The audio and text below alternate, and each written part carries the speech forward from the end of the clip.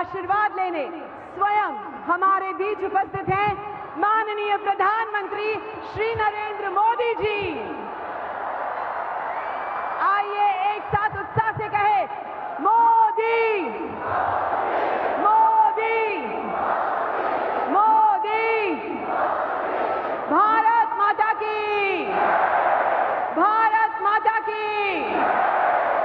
बहुत बहुत स्वागत है माननीय प्रधानमंत्री जी आपका दमन की इस सुंदर धरा पर।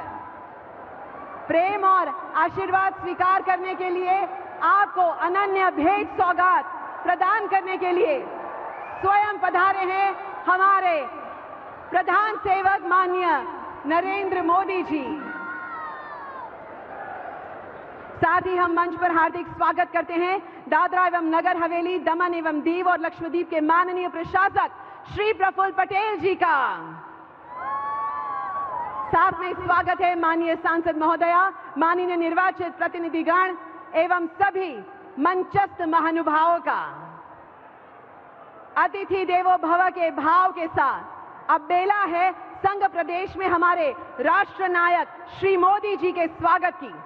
सर्वप्रथम मैं अत्यंत आदर के साथ विनती करती हूं हमारे संघ प्रदेश दादरा एवं नगर हवेली, दमन एवं दीव और लक्षद्वीप के ऊर्जावान माननीय प्रशासक महोदय श्री प्रफुल्ल पटेल जी को कि वे आगे आएं और संघ प्रदेश की समस्त जनता की ओर से माननीय मोदी साहब का स्वागत करें।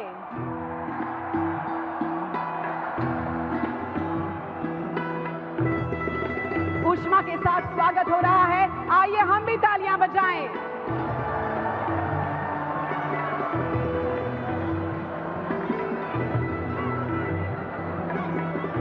बहुत बहुत स्वागत है इस धन्य धरा पर माननीय नरेंद्र मोदी साहब का।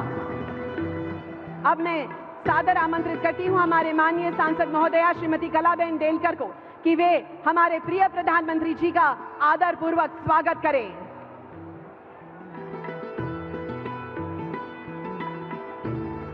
स्वागत की इसी बेला में मैं आमंत्रित करती हूं दमन और दीव के निर्वाचित जिला पंचायत सदस्यों को कि वे पधारें और देश के प्रधान सेवक का अभिनंदन एवं स्वागत करें। आपकी तालियां बजनी चाहिए।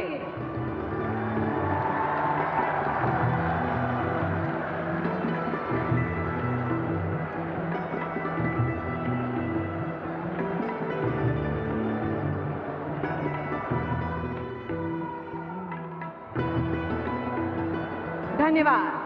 अब मैं सादर आमंत्रित करती हूं दादरा एवं नगर हवेली के निर्वाचित जिला पंचायत सदस्यों को। आपकी जोरदार तालियों के बीच वे माननीय प्रधानमंत्री श्री नरेंद्र मोदी जी का स्वागत करेंगे। ये आपके ही प्रतिनिधि हैं जो माननीय प्रधानमंत्री जी का स्वागत कर रहे हैं।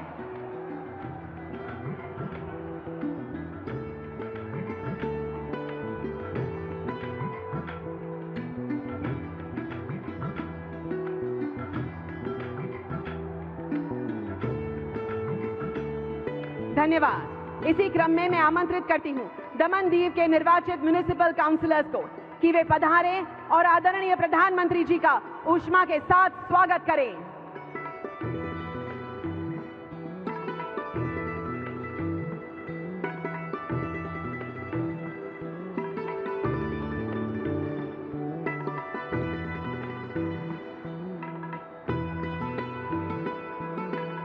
बहुत बहुत स्वागत है माननीय प्रधानमंत्री जी का इस धरा पर। धन्यवाद। अब मैं सादर आमंत्रित करती हूं दादरा एवं नगर हवेली के निर्वाचित म्युनिसिपल काउंसिलर्स को हमारे नगर निकायों के प्रतिनिधियों द्वारा आदरपूर्ण स्वागत होगा माननीय प्रधानमंत्री श्री नरेंद्र मोदी जी का।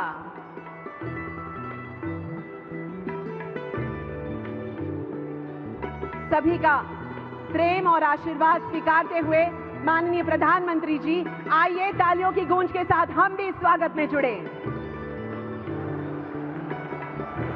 धन्यवाद। अब मैं सादर आमंत्रित करती हूं दमन दीव के निर्वाचित सरपंच ग्राम पंचायत को वे पधारें और माननीय प्रधानमंत्री जी का इस भूमि पर पुनः स्वागत करें।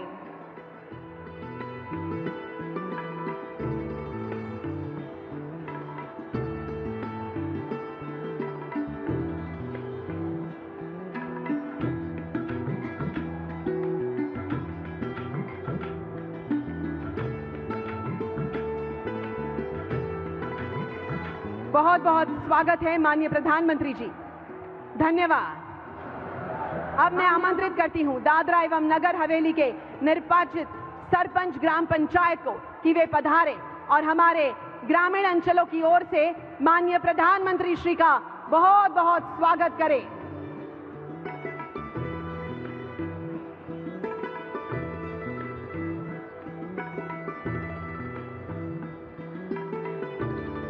इस धन्य धरा पर माननीय प्रधानमंत्री जी का स्वागत हो रहा है, हमारे लिए भी ये गौरव की क्षण है।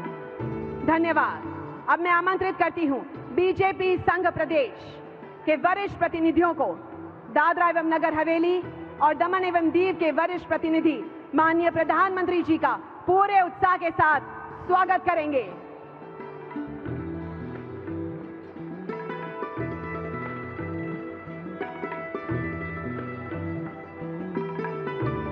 बहुत बहुत स्वागत है माननीय प्रधानमंत्री जी आपका, धन्यवाद। अड़िग आस्था का प्रतीक त्रिशूल डमरू से स्वागत हो रहा है माननीय प्रधानमंत्री जी का, धन्यवाद। विविधता में एकता ही भारत की विशेषता है। मैं आदरपूर्वक आमंत्रित करती हूं हमारे बंगाली समुदाय के प्रतिनिधियों को, वे बंगाल की विशेषता झालमुड़ी के साथ माननीय प्रधानमंत्री जी का स्वागत कर रहे हैं।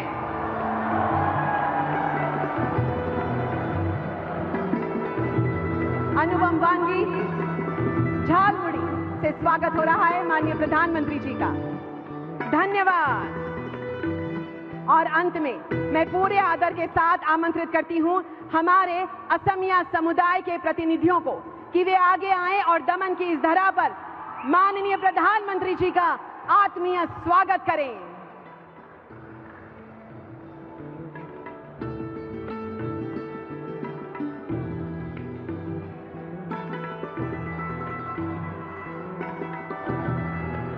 बहुत बहुत स्वागत हो रहा है, धन्यवाद। बहुत बहुत धन्यवाद आप सभी का। આજનો આ અવસર જ્યારે આપણા સંઘ પ્રદેશના ઉજ્જવળ ભવિષ્ય, પ્રગતિ અને સમૃદ્ધિનો મહા ઉત્સવ છે, ત્યારે હું ખૂબ જ આદરપૂર્વક આમંત્રિત કરું છું દાદરા અને નગર હવેલી, દમણ અને દીવ તેમજ લક્ષદ્વીપના માનનીય પ્રશાસક શ્રી પ્રફુલ્લ પટેલજીને કે તેઓ પોતાના સ્વાગત પ્રવચન દ્વારા સૌનું શબ્દોથી સ્વાગત કરવા પધારશો। આવો તાળીઓના નાદ સાથે તેઓને આવકારીએ।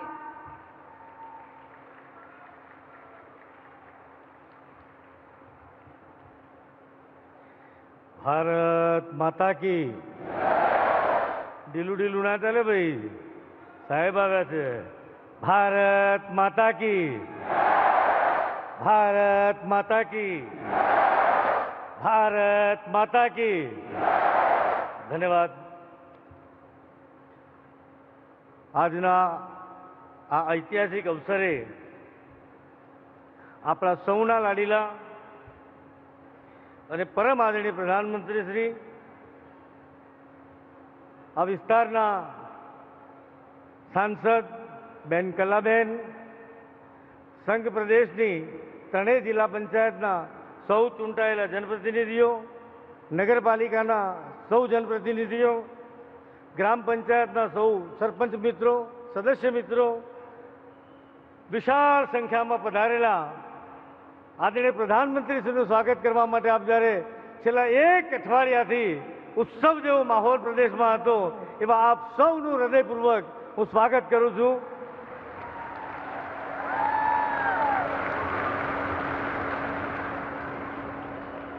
મિત્રો, આપણા યશસ્વી, લોકપ્રિય અને આપણા સૌના પ્રેરણા સ્ત્રોત, જનહિતેશી પ્રધાન સેવક પરમ આદરણીય પ્રધાનમંત્રીશ્રીનું આ પ્રદેશની પાવન ધરા પર 8મી વખત પધારવા બદલ આવડો ટચુકડો પ્રદેશ અને પ્રધાનમંત્રીશ્રીની કૃપા, આશીર્વાદ 8 વખત સાહેબ અહીંયા પધાર્યા છે। હું આ પ્રદેશના લોકો વતી આદરણીય પ્રધાનમંત્રીશ્રીનું વંદન સહ અભિનંદન કરું છું અને સ્વાગત કરું છું। પ્રધાનમંત્રીશ્રીનું અહીં પધારવું એ માત્ર એક કાર્યક્રમ નથી, પરંતુ વિકાસ અને સપનાઓની ભવ્ય ઉત્સવ છે।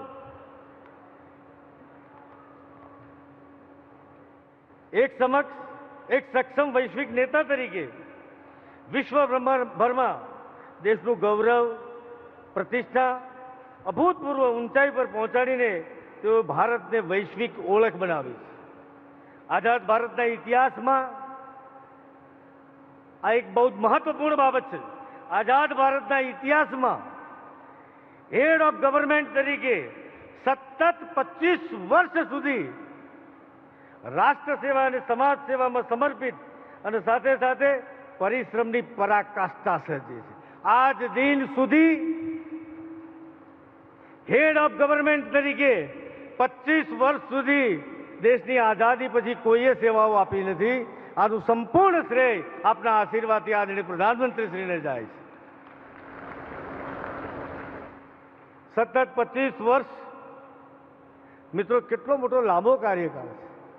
સરકારી નોકરી હોય તો સીએલ લઈએ, ઈએલ લઈએ, મેડિકલ લીવ લઈએ, અરે કશું ના મળે તો LWP કરીએ. 25 વર્ષના લગાતાર કાર્યકાળમાં આદરણીય પ્રધાનમંત્રીશ્રીએ ક્યારે આરામ નથી કર્યો, ક્યારે રજા નથી લીધી. કઠોર પરિશ્રમની પરાકાષ્ઠા સર્જી છે. મિત્રો, આદરણીય પ્રધાનમંત્રીશ્રીના ભગીરથ પ્રયાસના પરિણામ સ્વરૂપ દેશના 25 કરોડથી વધુ લોકોને ગરીબીની રેખામાંથી બહાર કાઢવામાં સફળતા મળી છે. આ એક અભૂતપૂર્વ પરિણામ છે. માનનીય પ્રધાનમંત્રીશ્રીને ગરીબોના બેલી તરીકે સંબોધન કરીએ તો કશું જ ખોટું નથી. આદરણીય પ્રધાનમંત્રીશ્રીએ ગરીબોની વિશેષ ચિંતા કરી છે. ગરીબ પરિવારોના માથે જ્યારે છત નહોતી, કાચા મકાન હતા, એવા વખતે આદરણીય પ્રધાનમંત્રીશ્રીએ કાચાથી પાકા મકાન આપી અને છત પૂરી પાડી છે. ગરીબોની ચિંતા કરી છે. છેવાડાના માનવીની ચિંતા કરી છે. જેના માટે બેંક એક સપનું હતું, બેંકમાં ખાતા નહોતા, તેવાઓ માટે ઝીરો બેલેન્સથી કરોડો બેંક બેલેન્સ, કરોડો ખાતા ખોલવામાં આવ્યા. આપણે જેને મોદી કેર, પ્રધાનમંત્રી જન આરોગ્ય યોજના જેને કહીએ છીએ, it is popular in the name of Modi care.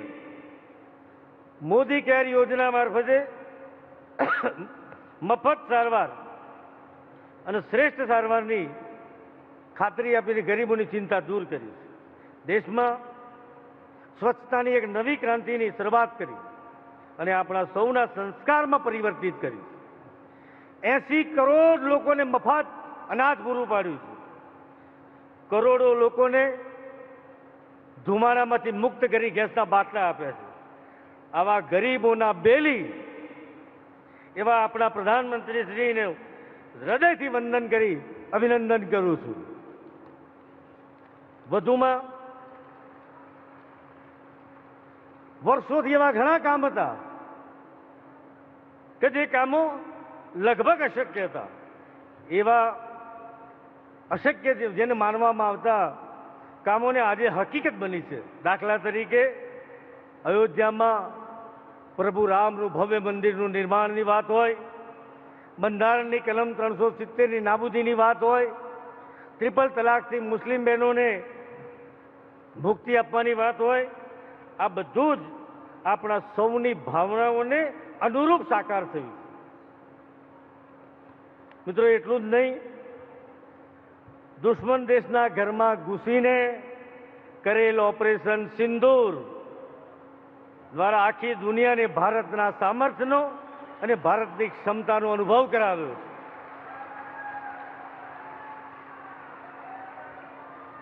માનનીય પ્રધાનમંત્રીશ્રીએ છેલ્લા એક દશકમાં નેક્સ્ટ જનરેશન ઇન્ફ્રાસ્ટ્રક્ચરનું નિર્માણ કરેલ છે, જેના લીધે દેશમાં એરપોર્ટની સંખ્યા હોય, IITની સંખ્યા હોય, IIMની સંખ્યા હોય, મેડિકલ કોલેજની સંખ્યા, મેડિકલ કોલેજને વધારો કરવાનો હોય, આ બધી જ બાબતોમાં અભૂતપૂર્વ વધારો કરી દેશના યુવાનો માટે એક વિશેષ ચિંતા કરી.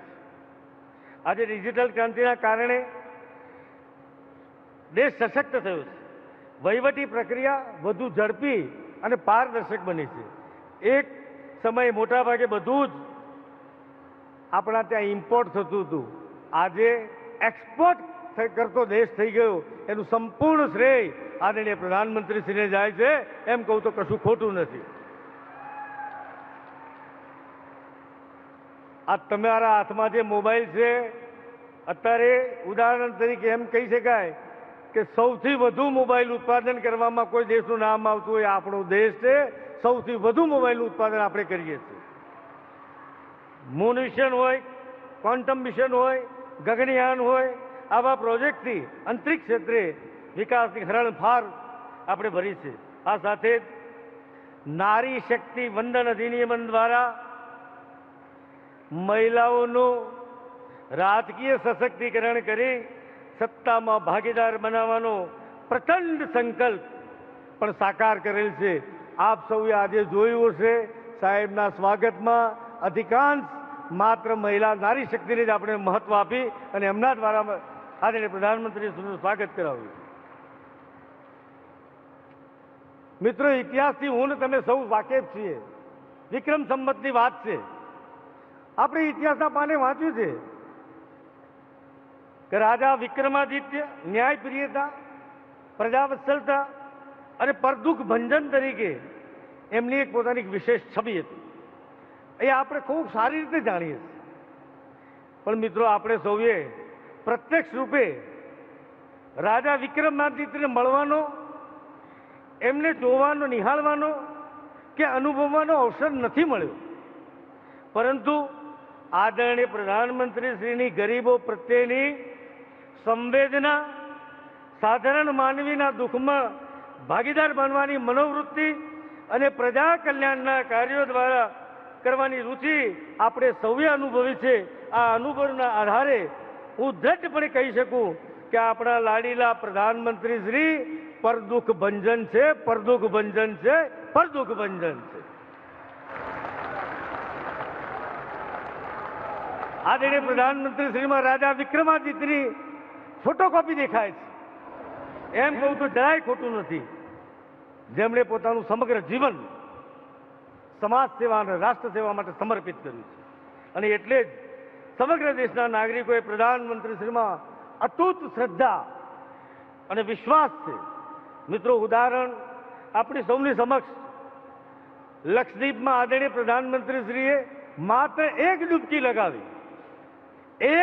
લગાવી જે વખતે માત્ર 3000 જેટલા ટુરિસ્ટ હતા. આટલા ટૂંકા ગાળામાં વર્ષના 6 મહિના તો ત્યાં જવું મુશ્કેલ હોય છે ચોમાસાના કારણે દરિયા વચ્ચે, તો પણ 3000માંથી 1,30,000 જેટલા ટુરિસ્ટ માત્ર એક ડૂબકી લગાવવાના આદરણીય પ્રધાનમંત્રીશ્રીના આટલા એક નાનકડા પ્રયાસથી આ પરિણામ મળ્યું છે. મિત્રો, કોરોના જેવા કપરા સમયમાં પ્રધાનમંત્રીશ્રીએ જે કંઈ આહવાન કર્યું તે આહવાનને સૌએ એક અવાજે ઝીલી લીધું છે. વર્તમાનમાં પશ્ચિમ એશિયા યુદ્ધની સ્થિતિમાં તેલ બચાવો અભિયાનને સમગ્ર દેશની જનતાએ પોતાની નૈતિક ફરજ અને અંગત જવાબદારી સમજી અમલ કરવાનો નિષ્ઠાપૂર્વકનો પ્રયાસ કરી પૂરો સાથ અને સહયોગ આપેલ છે. આ અનુભવોને જોતા એવું લાગે છે કે આદરણીય પ્રધાનમંત્રી શ્રીનું વ્યક્તિત્વ પારસમણી જેવું છે. પારસમણી એટલે ખબર છે, જ્યાં ટચ કરો તો એનું સોનું થઈ જાય, મતલબ એનું મૂલ્યવર્ધન થાય. આવું એમનું વિરાટ અને વ્યક્તિત્વ છે. પહેલાના સમયમાં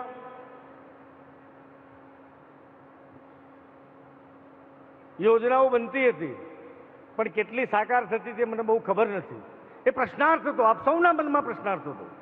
મિત્રો, આ વાતથી આપણો સંઘ પ્રદેશ પણ ભાગ્યશાળી છે, જેમના આશીર્વાદથી આજે આપણા સંઘ પ્રદેશની દશા અને દિશા બંને બદલાઈ ગયા છે. અને તેમની અટલ ઈચ્છા શક્તિ તથા રાષ્ટ્ર પ્રથમની દિવ્ય ભાવનાએ સમગ્ર પ્રદેશની કાયા પલટ કરી છે. આ આપ સૌની સામે જીવતું જાગતું ઉદાહરણ છે. આ ટચુકડા સંઘ પ્રદેશ ઉપર આદરણીય પ્રધાનમંત્રી શ્રીના આશીર્વાદથી છેલ્લા 10 વર્ષથી અવિરત આશીર્વાદ વરસી રહ્યા છે. અને આજે આપણો સંઘ પ્રદેશ પશ્ચિમ ભારતમાં અવસરોનો ગેટવે બનીને ઉભરી રહ્યો છે.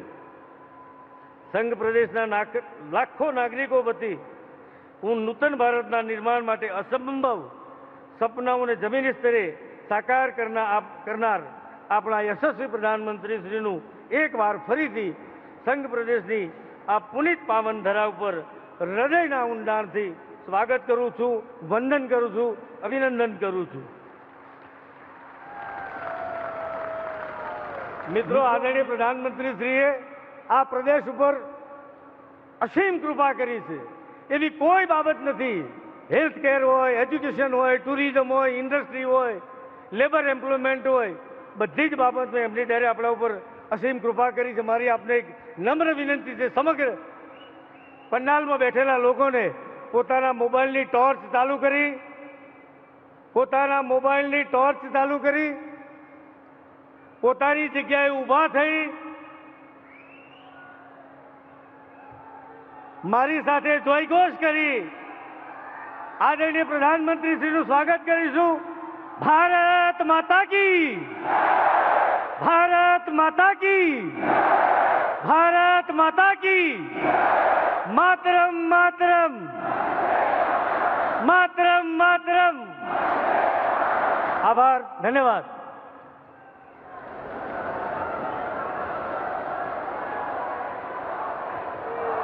बहुत बहुत धन्यवाद माननीय प्रशासक महोदय, आपके ऊष्मापूर्ण स्वागत संबोधन के लिए.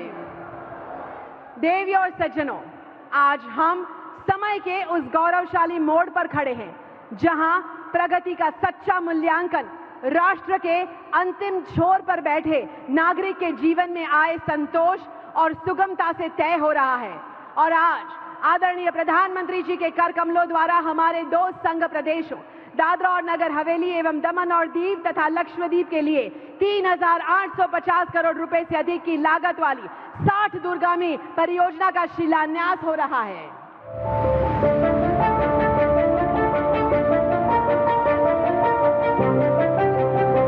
जहां समंदर प्रगति की गाथा गाता है, उसी पावन धरा पर अब सपनों को मिलेगा नया आसमान. मैं जब भी यहां आता हूं, मन आनंद से भर जाता है. दमन, दीव, दादरा और नगर हवेली की विकास यात्रा को देखना भी मेरे लिए बहुत ही सुखद होता है.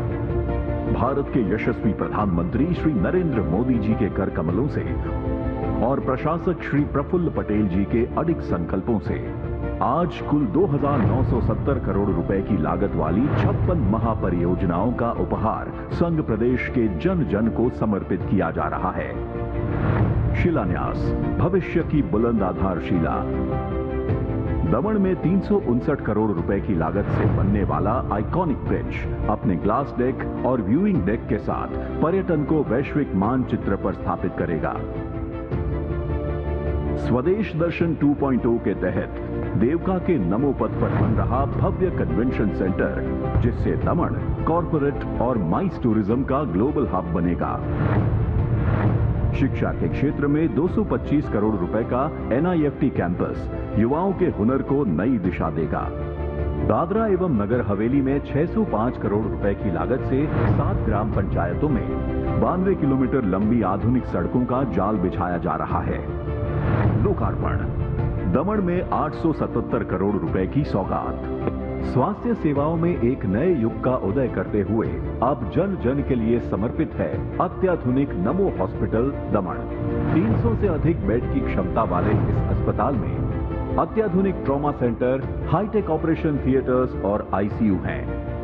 नमो एयरपोर्ट, दमन का नया टर्मिनल अब दिल्ली, मुंबई, गोवा और अहमदाबाद से सीधे जुड़ रहा है. ये एयरपोर्ट भविष्य में एयरबस 320 जैसे विशालकाय विमानों के स्वागत के लिए भी पूरी तरह तैयार होने जा रहा है. दीव में शामिल शौर्य का प्रतीक INS खुकरी मेमोरियल, यहाँ की ऐतिहासिक नायडा गुफाओं का नवीनीकरण और श्रद्धालुओं हेतु गंगेश्वर मंदिर कॉम्प्लेक्स का भव्य कायाकल्प दीव की आभा में 4 चांद लगा रहा है. दादरा और नगर हवेली में आज 17 नई परियोजनाएं, जिनमें शामिल है भविष्य सवाते 22 नंदघर, नरोली PHC, ट्रांसपोर्ट नगर, रखोली ब्रिज के साथ साथ खड़ोली खानवेल 4 लेन मार्ग, खानवेल खेरडी राज्य राजमार्ग और सामरवर्णी रखोली रोड. आज लोकार्पण और शिलान्यास किया गया हर एक पत्थर एक समर्थ, सशक्त और आत्मनिर्भर प्रदेश के निर्माण की गारंटी है। विकसित भारत की ओर बढ़ता एक और ऐतिहासिक कदम।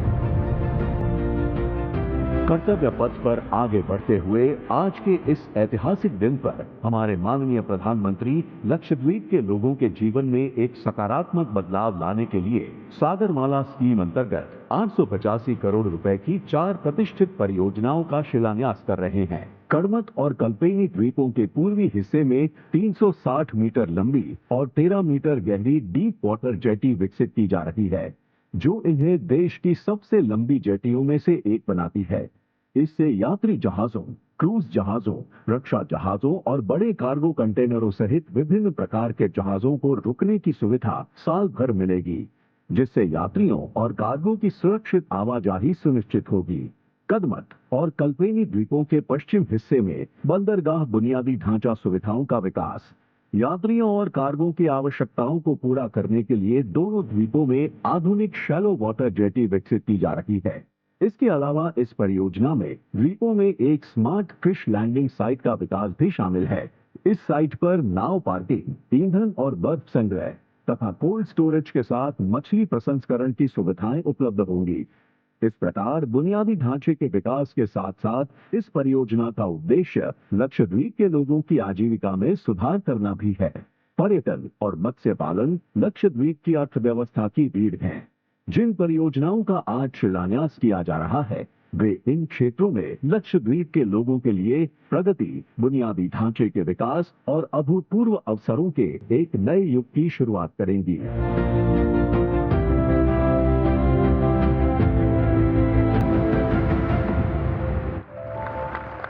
ये नए भारत की सोच है, जहां दूरी चाहे कितनी भी हो, विकास का संकल्प हमेशा मोदी साहब के हृदय के करीब होता है। आइए तालियों के साथ धन्यवाद करें माननीय प्रधानमंत्री जी का।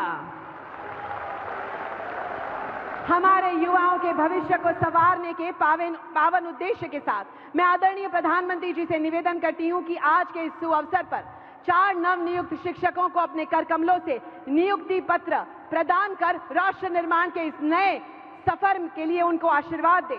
मैं सर्वप्रथम नवनियुक्त शिक्षक श्री अनमोल अग्रवाल जी को आमंत्रित करती हूं।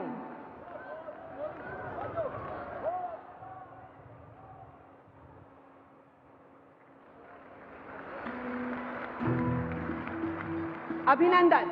अब पधारेंगी पटेल तन्वी कुमारी चंदूभाई।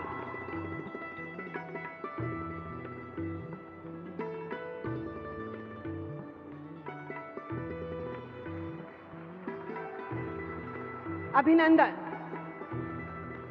अब पधारेंगी पटेल सुधाबेन धीरज भाई।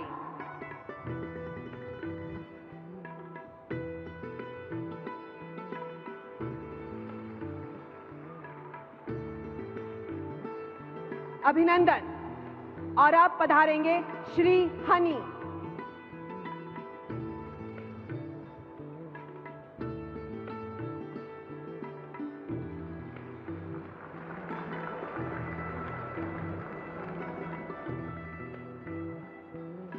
अभिनंदन। बहुत बहुत धन्यवाद माननीय प्रधानमंत्री जी।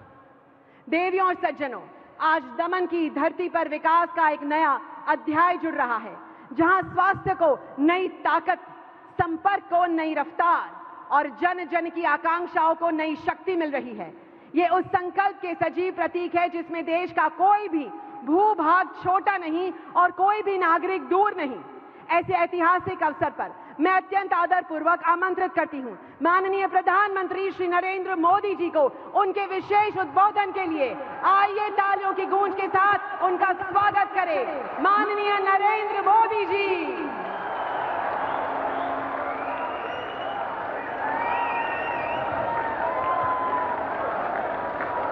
भारत माता की, भारत माता की। दादरा और नगर हवेली, दमन और दीव के एडमिनिस्ट्रेटर प्रफुल्ल भाई पटेल, संसद में मेरी सहयोगी कलाबेन डेलकर, दमन म्युनिसिपल काउंसिल की प्रेसिडेंट दीपिका टंडेल जी, दमन जिला पंचायत के अध्यक्ष धर्म बाबू पटेल, सिलवासा म्युनिसिपल काउंसिल के अध्यक्ष सोमनाथ देवरे जी, दादरा नगर हवेली जिला पंचायत के अध्यक्ष निशा भावसार जी, दीव म्युनिसिपल काउंसिल के अध्यक्ष हरेश कापड़िया जी, दीव जिला पंचायत के अध्यक्ष कोटिया रंजीता बहन और यहां इतनी विशाल संख्या में पधारे मेरे प्यारे भाइयों बहनों,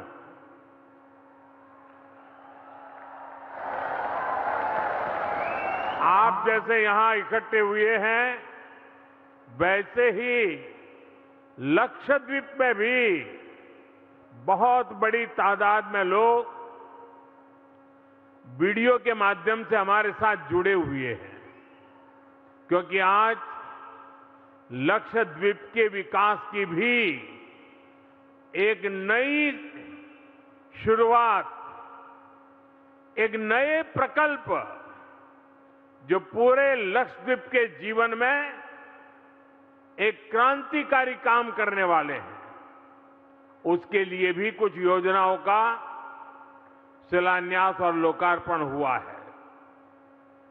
साथियों, कुछ साल पहले जब मैं आपके बीच आया था तो मैंने कहा था कि ये हमारा दमन तेजी से मिनी इंडिया बन रहा है और आज मैं देख रहा हूं बाईं तरफ पूरा बंगाल है और दाहिनी तरफ पूरा आसाम है।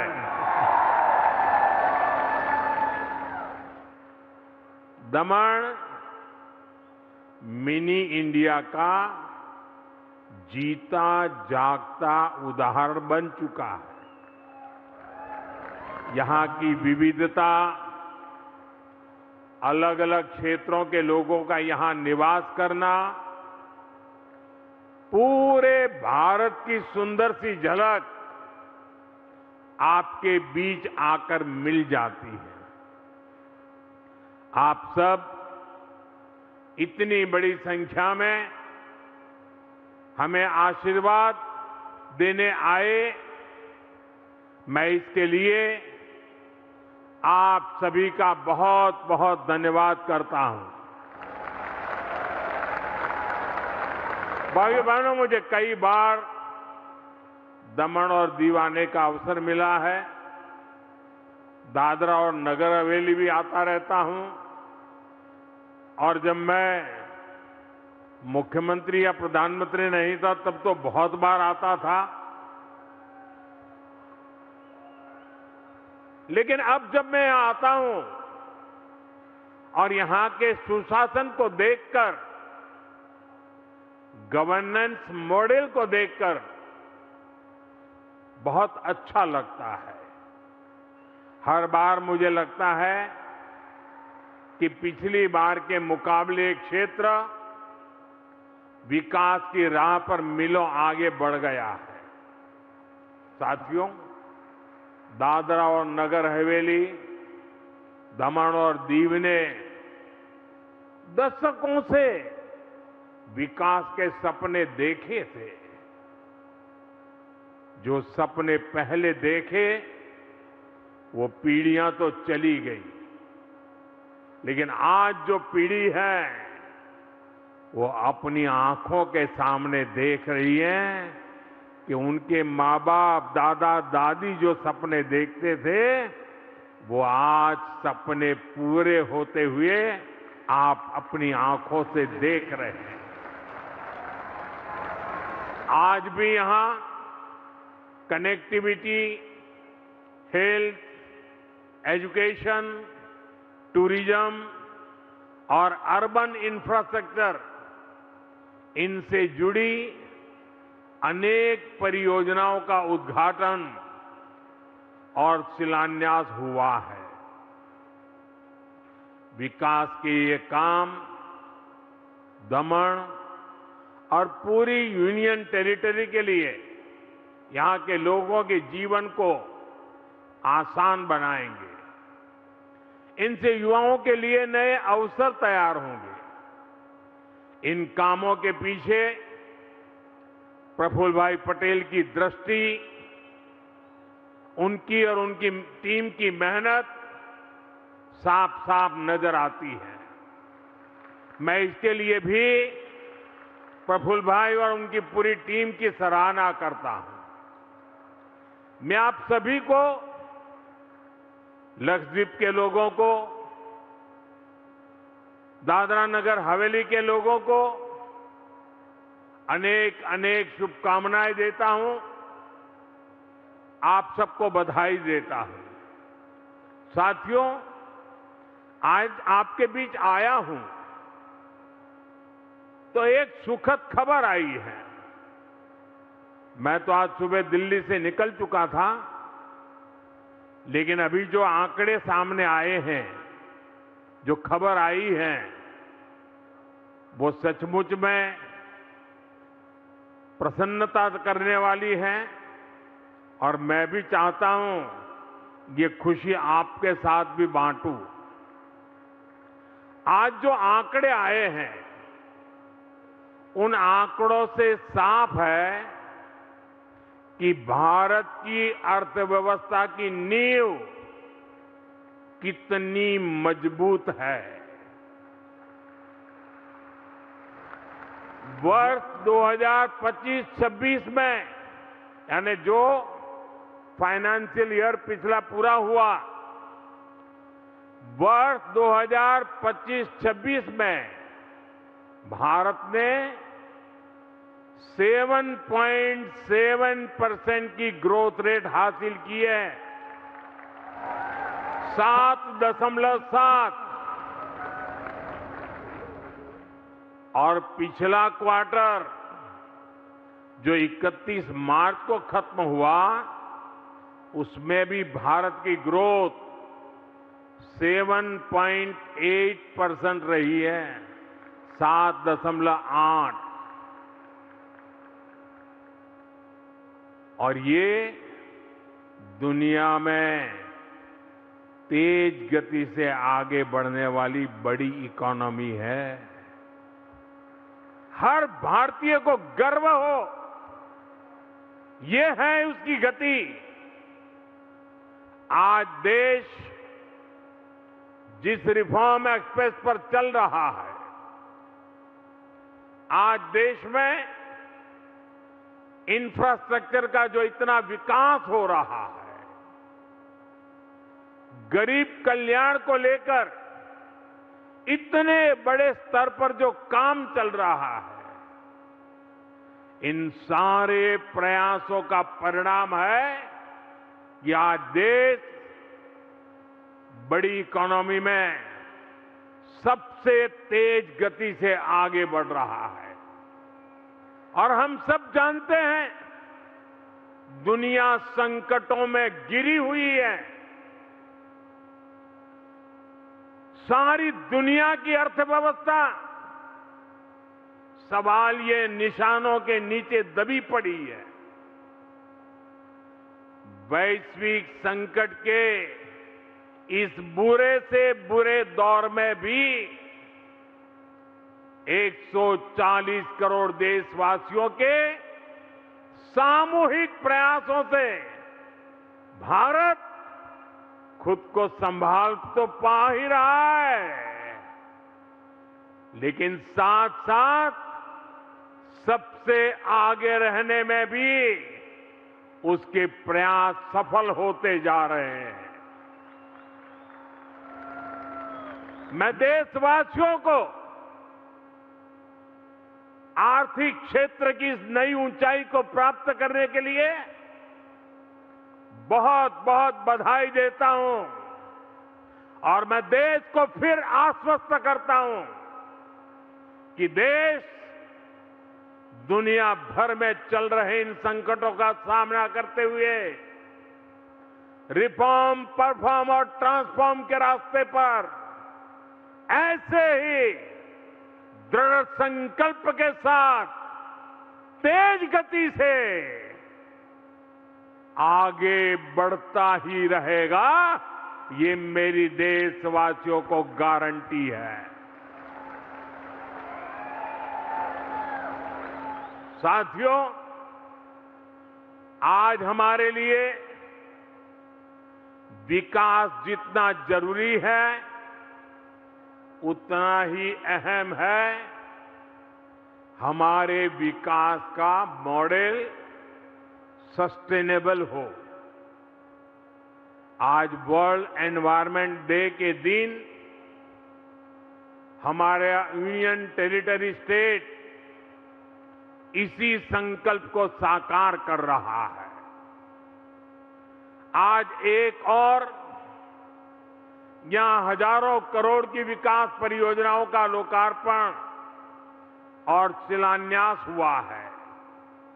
साथ ही यहां करीब 1 लाख एक पेड़ मां के नाम 1 लाख पौधे भी लगाए जा रहे हैं। मुझे गर्व है कि एक ऐसा केंद्र शासित प्रदेश है जिसने सरकारी इमारतों में 100% 100% सौर ऊर्जा के इस्तेमाल की उपलब्धि हासिल की है।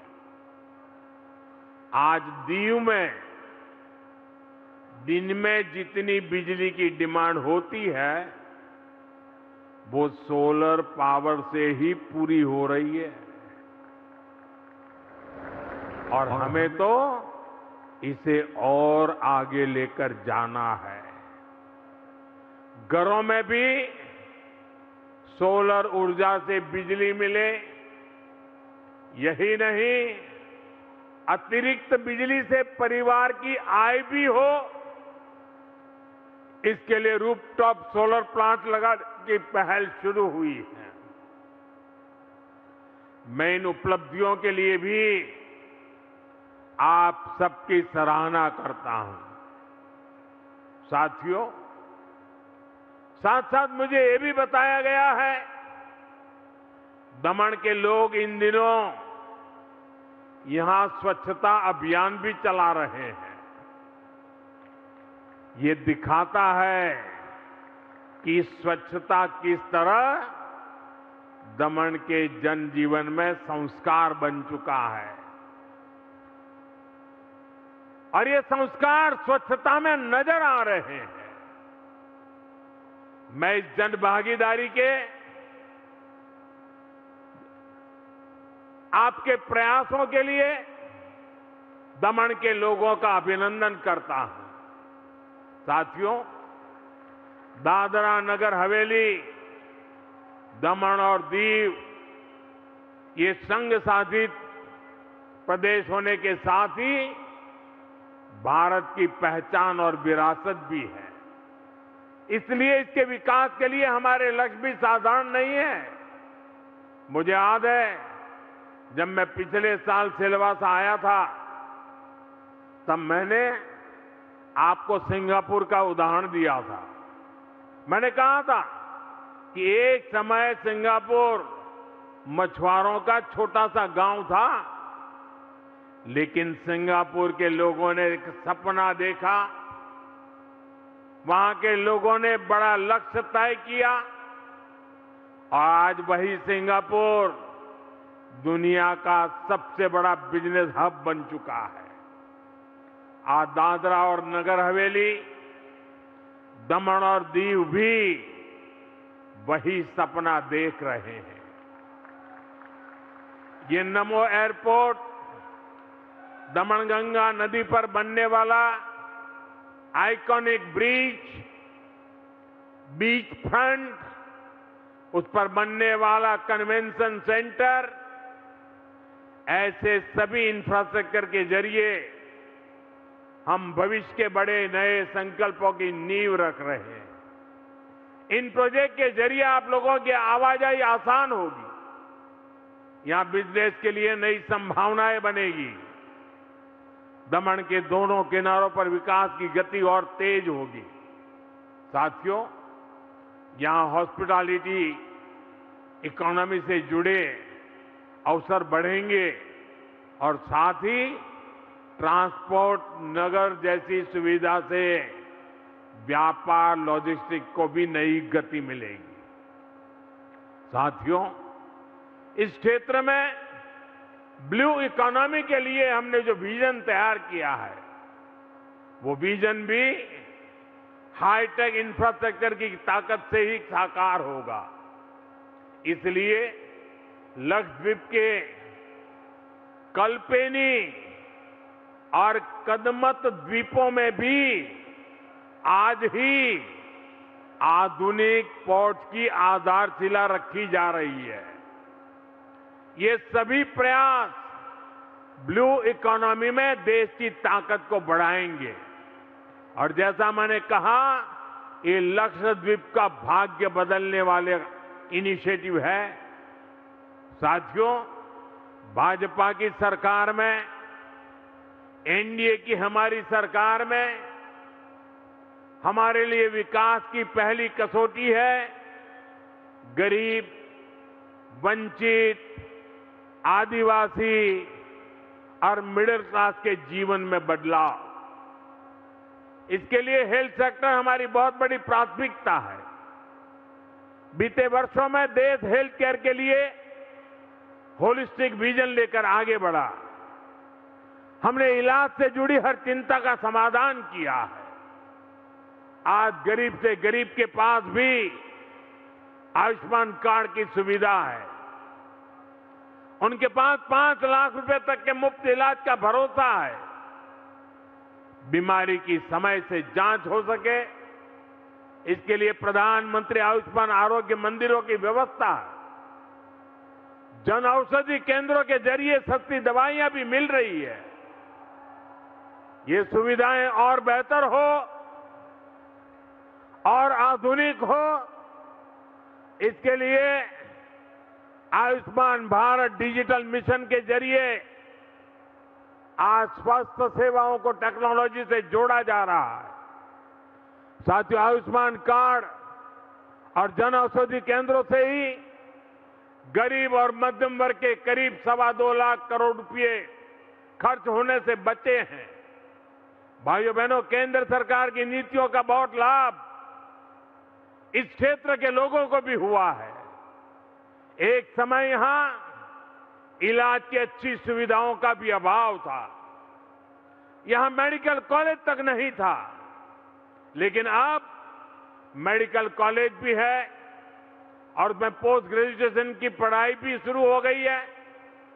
सिलवासा का नमो हॉस्पिटल पिछले साल से हजारों लोगों की सेवा कर रहा है। आज दमन में भी नमो हॉस्पिटल का लोकार्पण हुआ है।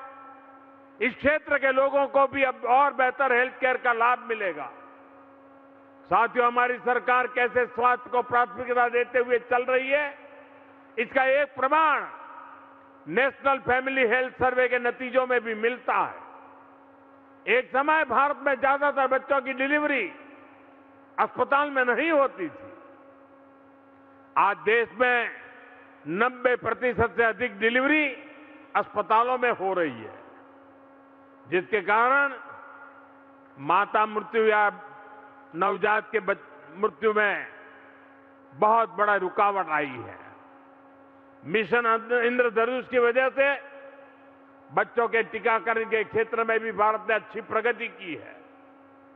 2014 से पहले केवल 60% बच्चों का पूर्ण टीकाकरण हो पाता था।